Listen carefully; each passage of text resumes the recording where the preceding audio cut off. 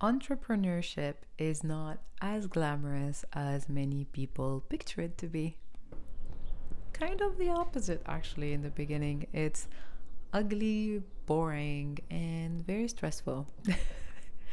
It's interesting because a lot of people tend to share the success. You actually hear about them when they're successful, right? And that's when they start sharing the past and telling you about how everything began and they started from nothing. And of course, it's usually the truth. It's just not the same. It doesn't have the same impact as seeing it while it's happening. And I want to challenge that. It's raining like crazy outside, and oops, this is the fit. Okay, this is in the way, but ba-bam, we are ready to fly. It's raining like crazy. Gotta go to work.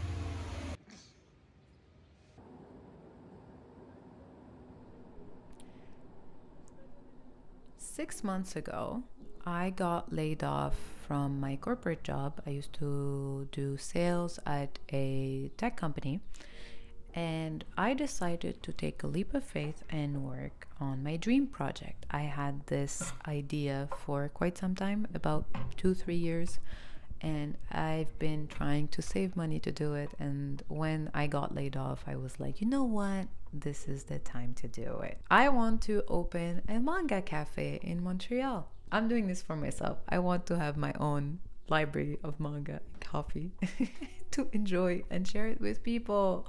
It's a dream come true.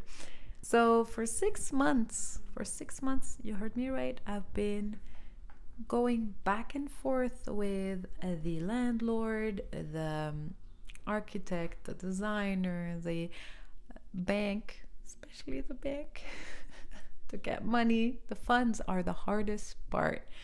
Submitting paperwork, all the stuff for accounting, or the stuff for the corporation, or depending on what business model you're gonna follow, of course. Also the permits, there are so many permits. And during this time, of course, I burned all my savings. And now I'm at a point where I had to work, so now I'm working 2 part-time jobs plus this content stuff and working on the cafe. We're trying our best. And when I say we, it's me and my husband, because he's my partner in this venture. We're working so hard, and there's no way I would have been able to do this without him. What makes the beginnings the hardest is the waiting. Really, the waiting is what drove me crazy, because you end up overthinking every little part. You're like, did I do this wrong?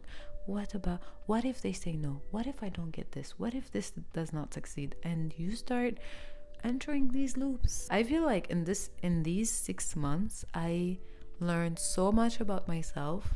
Entrepreneurs have this, I really respect people who can do this, and I'm learning, hey, have this ability to enjoy the process, enjoy the journey, and adapt. Meaning, if something does not work, you pivot. You find another solution. It's all about not giving up. And usually I tend to, because I'm so anxious when it comes to not knowing what's going to happen, I tend to give up. And for the first time in my life, I'm so invested. I'm like, this is it. I'm gonna make this happen no matter what. Despite all these hardships, what's interesting is that the journey is fun. You end up not really just focusing on the result. Yes, of course, the result for me, for example, is opening the cafe and then building a community and having people come in and all of that.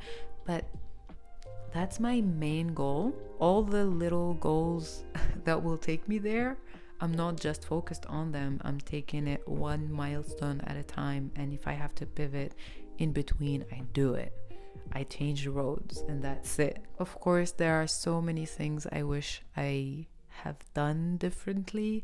trust me, I felt anger and guilt toward myself for so many things that so many bad decisions and regret. They rejected our loan offer. I have to recalculate everything. This was so stupid. But there's no point in me reminiscing over it. I realized now I'm gonna take those as lessons and I'm gonna move forward and focus on the future. And I think that's a lesson we all should follow. Focus on the journey, enjoy the journey, and have that goal as your North Star and move towards it. Don't let go.